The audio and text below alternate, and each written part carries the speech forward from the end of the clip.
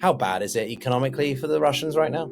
The economic train of Russia has arrived and it's a dead end. When Putin came out earlier in the year and said that the situation economically was a problem, that we're going to have to review how long this war can go on for, right, at the International Economic Forum in St. Petersburg. You know, the war's going to end not on the battlefield. You're not going to see the war won through incremental gains as much as they do maybe be a boost for morale or something. It's about inside Russia, about the economic conditions. Putin himself spoke in China yesterday saying that, look at the European countries. Their economies are in deep recessions and things are not well there economically. Russians are in for a very long and very tough winter. This is The Global Gambit. All right, welcome back, everybody, to part two, a cheeky little cliffhanger. We had a good international focus conversation with Konstantin Samoilov, the host of Inside Russia, the YouTube channel, and colleague, friend, brother, mate. I'm running out of sort of pronouns, but it's good to see you again, Konstantin. What do you think, basically? Let's just get stuck into it. How bad is it economically for the Russians right now? Good to see you, Pyotr. It's fantastic to be here. Okay, we're talking about Russia now. This is part two of our conversation. It's bad. I don't even know where to start. You ask me questions, I'll answer. But in general, I do an economic review every single week on Wednesday, and I start with these words. The economic train of Russia has arrived, and it's a dead end. So that's summing up the situation pretty nicely. All right, everybody, that's all we have time for. Thank you very much. I'm kidding. That's exactly what I say, by the way. I say, look, if you want very short summary, this is it. If you want more details, facts, figures, stick around. Yeah, don't go anywhere, everyone. We are actually conversing properly. Konstantin just have I think a good understanding of each other's sense of humor. Maybe it's because of the Russian connection, but yeah. I mean, look, from my perspective, when Putin came out earlier in the year and said that the situation economically was a problem, that we're going to have to review how long this war can go on for, right, at the International Economic Forum in St. Petersburg. That was a significant deal. I made a video on that on July 1st, and it got very popular. And I think that there's this appetite amongst anti-Putinists, which is, I think, anyone of a normal persona, that the war's going to end not on the battlefield. You're not going to see the war won through incremental gains as much as they do maybe be a boost for morale or something. It's about inside Russia, about the economic conditions and the sustainability of the war machine, right? Would you still agree with that sentiment? 100%. Okay. I agree with that 100%.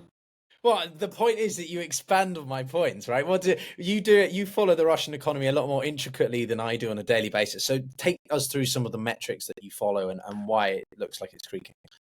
Okay, I'll try to explain Russian economy in very simple terms. Let's look at Russian economy as a household. Now, household has revenue and it has expenditure. And ideally, revenue should be more than spendings. And whatever you have left, you usually invest. And let's say that household income is more than spendings. And then for years, and wise members of the household, they take the leftovers and they put it in a savings account. And over 15 years, they accumulate a hefty amount in their savings account. And then all of a sudden, something terrible happens. Both members, one member loses job and another member starts earning half of what she earned before. And then they kind of go crazy. They start spending so much more than they spent before. They were spending before, okay? So, and what happens? They tap into their savings account. And they having a good time while the savings last. But then it comes point when they go to the bank, but it's zero. And then they earn so much less than they spend. And the bankers start knocking on their door saying, hey, time to pay the bills.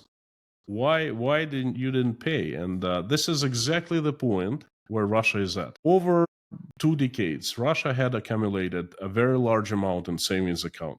And that amount came from exports of natural gas and oil. Okay, they did not spend all of it. Instead, they saved a lot. Mm. And here comes the war. So what Putin does, he instantly increases spendings for war, for military-industrial complex by a great deal. And then Russia is placed under lots of sanctions from the West. And it sells less oil and less gas, significantly less gas, at lower prices. So the revenues start declining. And the spendings grow over 3.5 years, and the revenues decline. But there's a savings account, and then Putin and his servants, they tap into the savings accounts called the Fund of National Welfare. And that was enough for 3.5 years to cover the deficit. And now we're at the point where there's no money left in the savings account. There's budget deficit historically high. At this point, it's already over 5 trillion rubles, and this is just September. It's safe to say it's going to be around 7 trillion rubles. And I mean, Russia was in black all the time.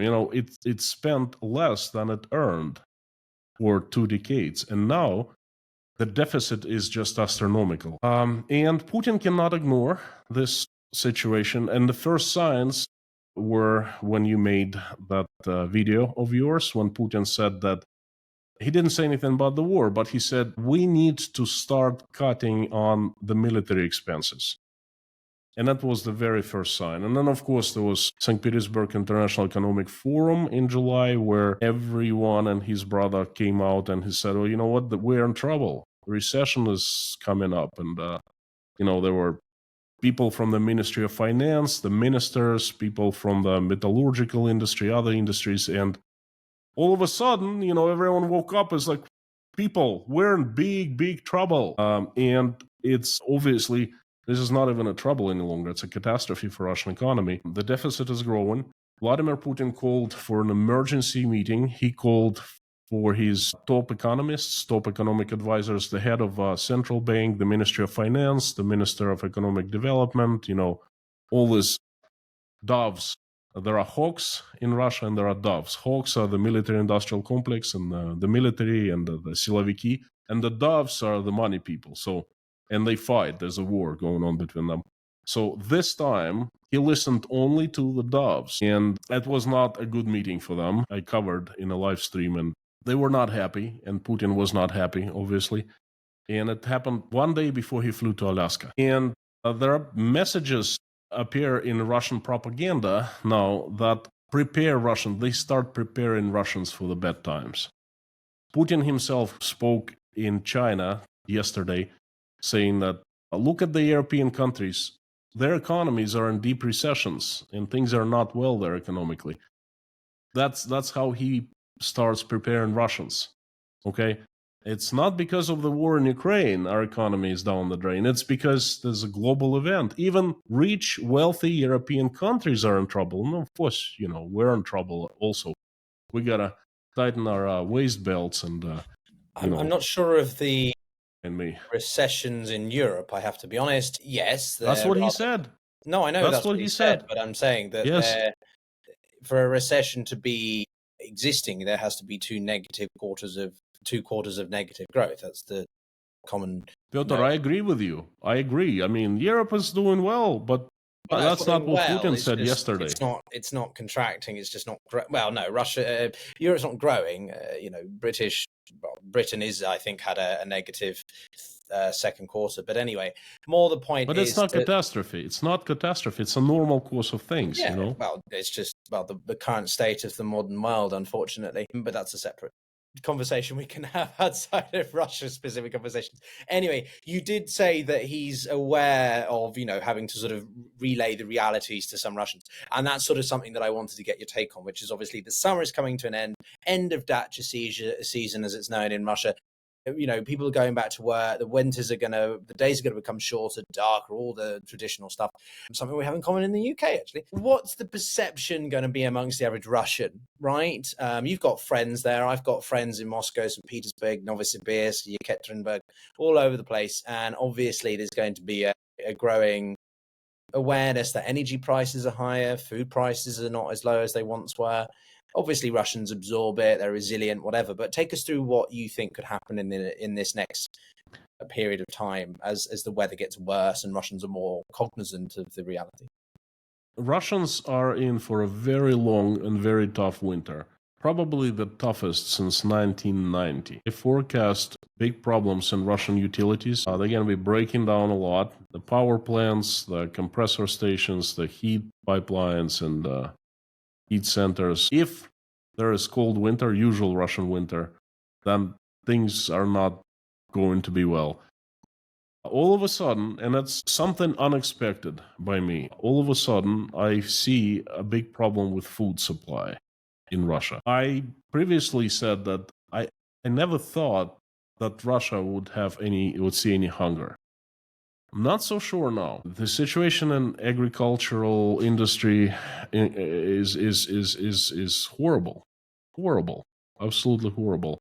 And there are reasons for that. Lots of people, farmers are at the front lines, dead or fighting. Cost of farming has increased tremendously in 3 years. Foreign spare parts, foreign technology, foreign machines are not in Russia any longer.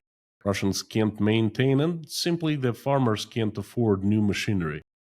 Okay, and the biggest problem is people, but second biggest is seeds from the Netherlands that gave high yield are forbidden. The Russians cannot buy them any longer.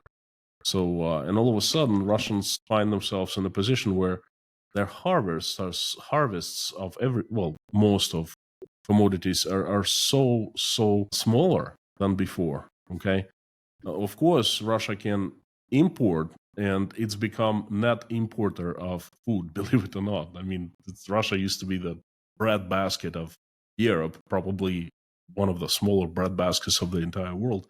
Now it imports more than it produces. The thing is, how much the imported food will cost. Imported potatoes, imported carrots, imported meat, Russians won't be able to afford. So that's another problem they're facing. Massive layoffs, massive layoffs right now. 60% of companies plan to cut on labor costs. That's the latest data from last week. No, pardon me. But They plan and 25% already cutting. That's what's happening. Where does that data come from? How do we know that it's genuinely accurate? Not saying that you're lying or something, but Russia says one thing, or the West keeps claiming that Russia's about to collapse. The amount of channels on this platform that say Russia's imminent demise, and yet the country continues to be resilient. Do you not think it, No, I'm going to give you three sources that I got that's fresh information from. РСПП, Российский союз предпринимателей и промышленников. That's pro-government union of entrepreneurs, business people. And it's actually, if you have any kind of production plant, production company, you are part of РСПП. Okay, they just released the data of the layoffs. Companies 30% of the companies are already cutting labor costs right now, and 60 are having difficulties with sales and business efficiency, profit margins. So they plan on cutting costs. And I believe that data, because out of anything, they would sugarcoat it, but they would never give worse data than. So if they say it's 30-60, probably it's even worse. But I look at the official data. Then there's data from MSP, Small and Medium-Sized Business Association of Russia. They claim that... So SMEs. 40% less support, federal support this year, first 6 months of this year than the last year. So a lot of businesses who were hoping to get subsidized loans, bank loans, or simply grants, not getting them. I'm also getting information from Headhunter. That's Russia's largest online headhunting agency. And of course, Rosstat. So these are the numbers. I believe them. I believe that things are bad, and it's just there's proof. I receive information from inside Russia that proves what I just told you. No, there's proof Things are that it's getting happening. I just get exasperated with everyone saying that the amount of channels I've seen on YouTube saying that China's going to collapse. Okay, well, it's 2025. I've been waiting for this since 2001. It's the same with Russia, right? But let's, assuming that you're accurate in what you're saying, which I have no reason to believe otherwise, how possibly can the Kremlin spin this otherwise? How can they possibly say that, oh, no, it's fine? Things aren't that bad. It's the West or NATO. NATO did it. How is Putin going to try to justify this? He has. He's justifying by saying that, and that's, I'm talking about Putin, but I mean Russian propaganda. Putin says something, and this entire propaganda machine starts shifting into that direction. It's not Putin's fault. It's not Russia's fault. It's the geopolitical situation in Russia, economic situation in other countries, including Europe, is bad. Everyone is in recession. Look what's happening in America. Things are not well there either. Russia is following the suit. Russia is part of the international community. Russia is invited to the United States. It's part of SCO. It's part of the BRICS. Look. And then, of course, there are enemies inside Russia, traitors who are deliberately destroy Russian economy, and traitors will be identified, arrested, prosecuted publicly. And that's what's going to happen. I mean, I don't see any other ways for them. And there is no need, because Russians fall for that. They eat that crap that they're given. Well, I'm sorry. I'm being. Wow, YouTube algorithm's going to suppress the demonetized video now. You said crap. I'm kidding. Beep beep. No, I'm not doing that, mate. I'm joking. I don't give a shit whether or not it's the reality, right? It is crap that he spews to the Russian people and psyche. But that being said, go for it. You actually would like to talk more about it. You said a very important thing, which I think needs to be addressed. You said a lot of people, a lot of channels on YouTube, a lot of media say that China is going to crash, Russia is going to crash, demise. I keep on saying the Russian economy is demising and so forth. It's just, what is the demise? What is the crash? We need to clarify that so people understand. What is demise of the economy for you? For me? Yes. Well, that's we're all hear it from all over. I say it myself, like, oh, Russia economy is getting the decline is sure. It's landsliding, it's demising, and so forth. Now, you say what it is to you, and I'll explain what I mean by demise. Yeah, well, demise is different to decline versus collapse, right? Decline is a sustained trajectory downwards of something. Demise is towards an endpoint of deterioration. Collapse is a much more dramatic, sometimes can be sudden, but impactful sort of thing, right? Collapse is a word used by sensationalist and deliberately hysterical channels to get click engagements, when often it's falsified. The amount of times that I see people talking about the imminent collapse of something, right? It sounds juicy. We've had this conversation before, but ultimately the idea of a Russian collapse is, well, we've both used this metaphor, but it's a slow moving car crash. It's not going to happen overnight. The Russian economy is resilient. It is very plugged in. There are still many countries or groups that will continue to utilize its energy, resources, commodities, whatever, because at the end of the day, ideology only goes so far, and pragmatism and realism do come in. So, even the Austrians, right, who are opposed to Russian influences and interference in Ukraine, continue to take on gas. Numerous other examples, right, audience, that I'm sure you guys will be well aware of. But to me specifically, the idea of a collapse, quote unquote, is when Russia is unable to sustain itself in the war, right? The Russian when they literally have no other policy tools or metrics by which to circumnavigate sanctions, mitigate the impact, and Putin is either just run out of office or he has to come clean, and we start to see a literal reversal, or he's so desperate that he is coming to the West and being like, hey, look, we need some sanctions relief. We'll pull out. We'll do something.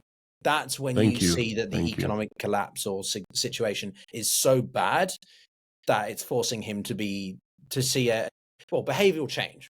right? The idea of sanctions is that you see behavioral change. It's not about ultimately like the apartheid, right? The reason why people believe sanctions in South Africa were successful was because over the next 15, 20 years, they ultimately resulted in the end of the apartheid regime. So anyway, Understood. I don't know. Excellent. What do you think? Excellent explanation. Oh, I take it. I like it. It's just there will be no collapse. No there collapse. will be no collapse in Russia in the way you describe it. There will be. There has been a decline, a very steady but significant decline of Russian economy in the past 3.5 years, and now it starts landsliding. Okay, it starts going down much faster.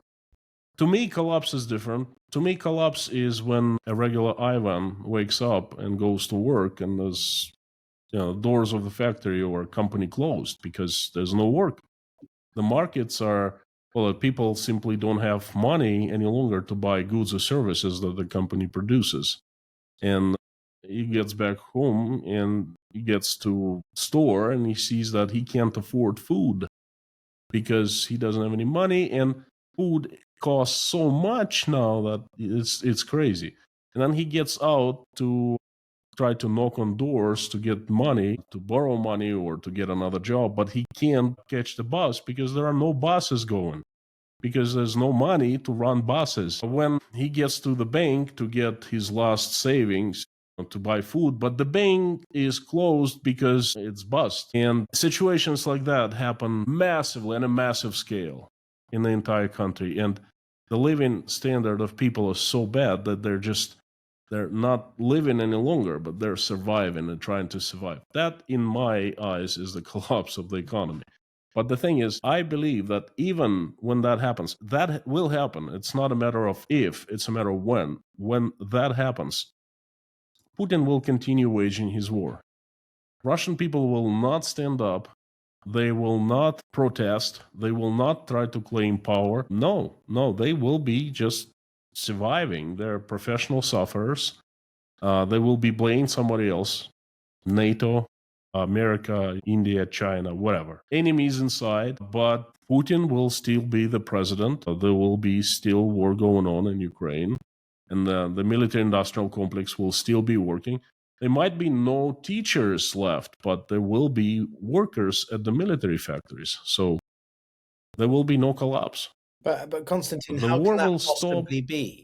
How can you possibly see Putin still remaining in power, even if he has, purged half the political system and elites? How can it possibly be that he will still retain power when you've literally not got people who are teaching their kids, law enforcement, health care workers, the most basic of services? It's happening, Pyotr. It's happening. There are cities in Russia without bus services right now. 2 examples. Rostov-on-Don, 1 million people city. Catastrophe in the public transportation. And it's being publicly discussed right now. The city of Lvov, smaller city, I think 60,000 people. A third of the bus routes have been canceled. There's no money at the local government to subsidize. Okay, and these are just the first early birds, okay? In Krasnoyarsk, half of all medical staff and medical doctors have been laid off because there's no money to pay them. In Kemerovo, most of the kindergarten teachers have been laid off because there's no money to pay them. That's happened already. It's not going to happen in the future. It's the reality of Russian life. So, get used to it. Russia is that kind of country right now. And it's not the worst time yet. It's getting worse by the week now. It's landsliding. The moment to watch is when they come up with a draft of a federal budget for the next year. And they will do that by the end of September. Then they will have to discuss it in the parliament and then accept it in the parliament, and Putin signs it into federal law, okay? So when they give us the numbers in the federal budget, we will really see the hit that the people are going to take in 2026. They might even classify that information if it's bad. That's very possible. Half of the information at Rosstat is classified now. Okay, things are that bad. First bank collapsed yesterday. Bank number 60 in Russia. Yes. Bank number 60. Not your small potato bank. Тавrichesky Bank in Crimea. by the size of assets, number 60 in Russia. Just closed doors. The license has been taken away from the bank because it's literally run out of equity, of money. So what else? There are discussions. What you're describing to me, Konstantin, is an idea of the 90s, right? Run on banks, and sort of what we saw in the early phases of the 90s with the situation in Russia as they were trying to shift from, Yes, state yes, but I think this time it'll be worse, economically worse. People will have less money, less food, less work. The state will have less money because back then, how to summarize that time? We woke up suddenly in a different country and we didn't know what to do. We didn't know how to live, but we were trying, and the state didn't make any obstacles. The state just basically vanished, and we were on our own, and we were learning ways. We were reinventing the wheel, but it was a good it was a time of big hopes, and every day life got better and better. Now it's the reverse. Life gets worse and worse. There's no hope. And the government is just becoming stronger and stronger and is controlling more and more areas of people's lives. And the government doesn't really care about people. It just wants to put people into cells. First digital cells and then probably prison cells after. That's how worse it's going to be. We can start with people will eat less than in the 90s. Yeah, I think the other factor is that in the 90s you did have FDI, foreign direct investment, coming in. Absolutely. From America and Europe, yes, and foreign companies that wanted to build up shop or whatever, and so that was even if it wasn't the most healthy or organic sort of equal development, it was still sort of inflows of finance, jobs, technology, knowledge, schools. International community came in and said, "Look, you're one of us now. Okay, welcome. Things are tough, but hey, we'll help you out a little bit here and there. But you're right. Russia was opening up and things were getting better. They got better by the day. Okay, now it's absolute reverse what was happening in the early 90s. So there have been scattered reports as well of protests against mobilization, of workers striking after there was a gunpowder factory disaster, if I remember. How do you take a look at all these separate, dissident events, people that are frustrated? You think it's all rather, losing the forest for the trees, so to speak, right? That overall the situation is not going to change because Russians are used to survival and Putin will sort of play on that. I have not heard of many protests. I don't think much of protesting happening. The last time I heard was the mothers of the mobilized men, mothers and wives. They were organizing and protesting. There were a few dozen thousand of them, like 30 or 40,000. And they started having a movement, and nothing political. They were just asking, bring our husbands and sons back from the war. They're there for 12 months without rotation, something like that. Is terrible. And that movement was destroyed by the KGB. Some were paid, bought. Some women were bought, and some were thrown to prison, threatened, labeled foreign agents, and basically silenced. Then there were protests a couple of years ago in Ufa, near Ufa in Bashkortostan, but they were crushed as well. Now, just to give you an understanding how strong Russians suffers, how strong they can suffer. Now, there is an oil refinery in the south of Russia, and it's Novocherkassky NPZ. I know the place not too far from where I used to live in Rostov. Brand new facility, I can't say state of the art, but pretty modern, was built 2010, something like that, 15 years ago. A very successful business, and all of a sudden it's damaged badly by the Ukrainians, by the drone attacks, and fire for 6 days put it out finally, and that's basically the entire oil refinery is out of commission. Now, it employs a few thousand people, and they still have jobs, but they're not paid. Imagine you have a job, but they don't pay you. What do? Nothing. What protests do you expect? I don't expect anything from those people. The only protest I've heard of recently is one of the Far East regions, provinces of Russia with indigenous people, mostly population of indigenous people. Putin sent the governor who is Russian from Moscow, and he disrespects local history, local traditions, local customs, left and right.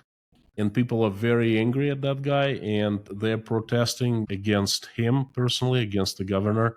It's a recent development. I'm going to be covering it. We'll see how it goes. So they're not political, but they're just against the local Muscovite, the local governor who's a Muscovite. They want their own person. So that's the only protest I've heard. No other protests. Right. And you mentioned oil refineries. So to cap us off for this episode, what do you take away from all these explosions? Are they significant? Because Ukraine seems to be trying to target supply lines and the logistical side, which can obviously wreak havoc for the sustainability of a country's war campaign. But the Russians seem to be quite good at either intercepting, mitigating, or repairing the damage. So what do you think about this? Russians are terrible at intercepting. Ukrainians have evolved in their attacks. They have strategies now how to attack oil refineries, and they're very successful at it. Russians cannot, at least they allow enough drones to let enough drones to take out very large facilities. As of August 26th, a week ago, that the latest data from Russia, 17% of oil refining capabilities are offline. 17%! Can you imagine? Almost a fifth of Russian gasoline and diesel fuel is not being produced. That is a huge blow. For the first time in 35 years, probably even more than that, longer than that, in Russia they saw lines and rationings of gas at the gas stations. I remember I was growing up as a kid, I saw that in mid-80s, 86, 87, 89. Now they're having it again. They're having, in Crimea, they're having talony na benzin. So basically you have to have a piece of paper given to you by local authorities or whoever, like the KGB, I don't know. And you present this piece of paper, and then they give you 10 gallons of, pump 10 gallons of gas. If you don't have it, you're out of luck. Some gas stations pump gas only to commercial vehicles, not to people. That's how bad it is. And it's happening right now. Wow, that is a crazy point to end on, I think, 17% right now. And as we enter the winter, it's only going to get more apparent, isn't it? So, we'll just have to have you back, Konstantin. Well, we said it was your suggestion, actually, which I was very, very honored by, to do this monthly. So let's do this monthly. So we'll have you back, in a few weeks. Let's do that. And we'll definitely cover this. And I look forward to seeing some of your own things that you're covering on your channel in the coming days and weeks ahead. But Konstantin Samoilov of Inside Russia, thank you so much for joining the Global Gambit, and everyone for watching. If you enjoyed it, then do subscribe, like, and we'll see you all in the next one. It's going to be a tough time for us. Thank you. Next month. Take care. Thank you.